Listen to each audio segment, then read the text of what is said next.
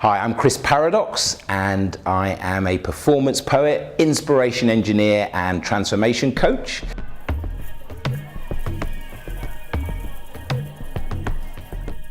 I was actually born in Archway in North London, and I now live in Crouch End in North London, so I'm a North London boy and proud of it.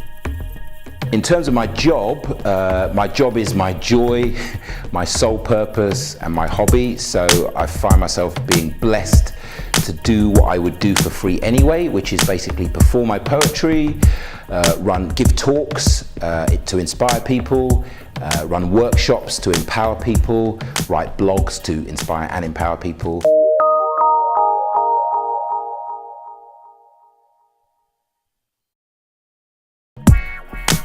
So I dropped out and I ended up choosing to be homeless, and I ended up selling The Big Issue. What I learned selling The Big Issue was that education is important, but it has to be education in alignment with what your passion was. My passion has been inspiring people and, reminding people of the talent and the gifts that they have. Even though I didn't know what to do, and even though dropping out led to people's reactions being really difficult, I didn't give up on my education. I didn't give up on it, I just changed it.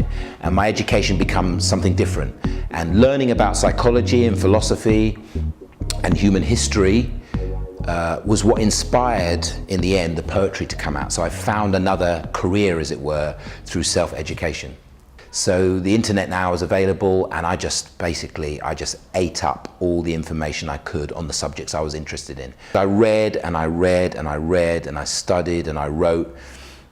I just wanted to understand. I wanted to understand people, I wanted to understand the world, and that was the education that really changed my life, really.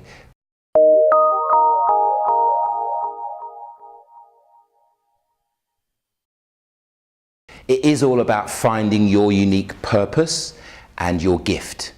What you learn at school can help you to find your purpose and your gift, but on the other hand, it might not do. So you have to take responsibility for that. And that might mean staying in school so that you can find your purpose. It might mean leaving school and going out into the world and making your own way, which is difficult. It's difficult for anyone, but we actually live in a different world now.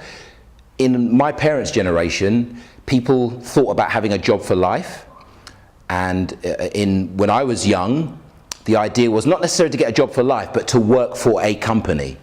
Nowadays, anyone can make their own business. This is basically the age of the entrepreneur, and if you want to be an entrepreneur, if you want to do that, if you want that independence, and to find your own passion, like I said, my passion is inspiring people, so that's where my business lies.